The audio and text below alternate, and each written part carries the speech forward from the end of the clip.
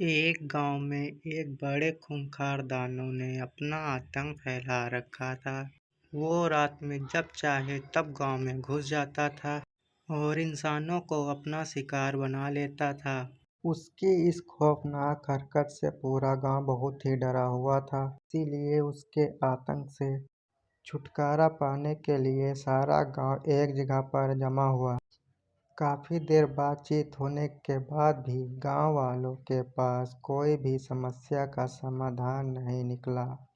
सभी गांव वाले अपने घर में छिपकर रहने लगे और सभी बहुत निराश हो गए।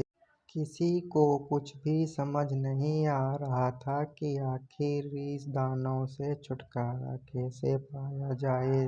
तभी एक दिन एक घटना घटी। गांव में खूंखार दानव आता है तभी सभी लोग अपने अपने घर में छुपकर बैठ जाते हैं और वह दानव गांव के चारों तरफ चक्कर लगाने लगता है।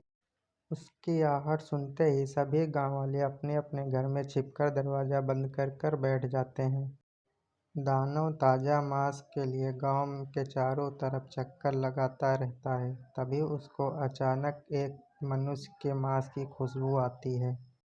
इंसानी मांस की सुगंध सूंघते सूंघते दानव जंगल की तरफ निकल जाता है।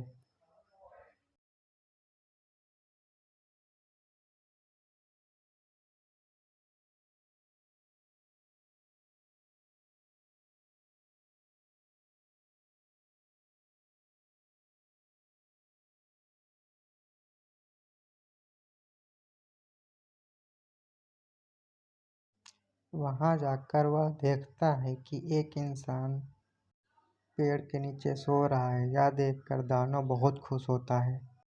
इतने में वह इंसान उड़ जाता है और सामने दानव देखकर बहुत घबरा जाता है और अपनी जान की भीख मांगने लगता है।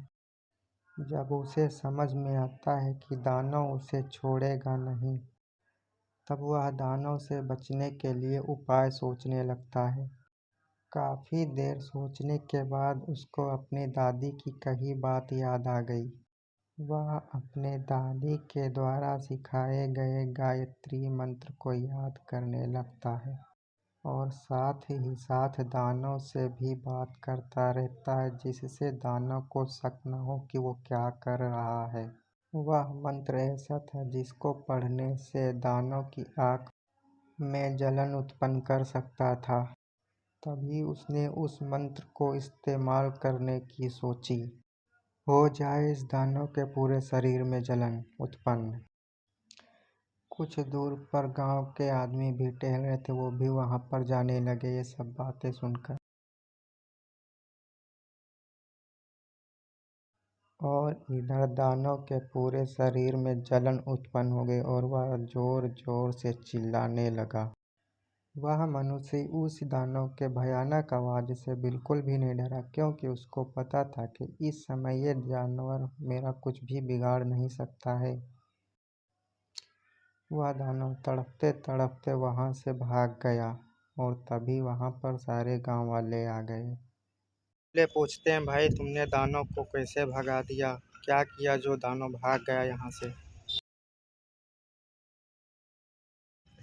इधर दानव अपनी आँख की जलन से बहुत बेचैन था और वो चिल्ला चिल्ला कर आसमान की तरफ उड़ रहा था और मन ही मन सोच रहा था कि मैं अब इस गांव वालों को कभी माफ़ नहीं करूंगा। मैं इनसे अपनी आँखों का बदला ज़रूर लूंगा। यह सोचकर दानव अपने घोंसले की तरफ चला जाता है।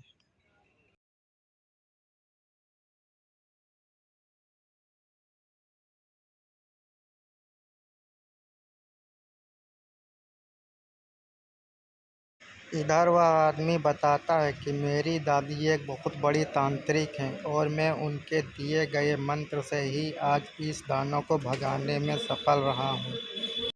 अगले दिन वह आदमी अपनी दादी के साथ उस गांव में आता है और गांव वालों से बातचीत करके समस्या का हल निकालने का समाधान भी बताता है। दादी गांव वालों से कहती हैं कि मैं इस गांव में एक बहुत बड़ा हवन करूंगी और आप सभी लोग उस हवन में मेरा साथ देने का पूरा काम करेंगे।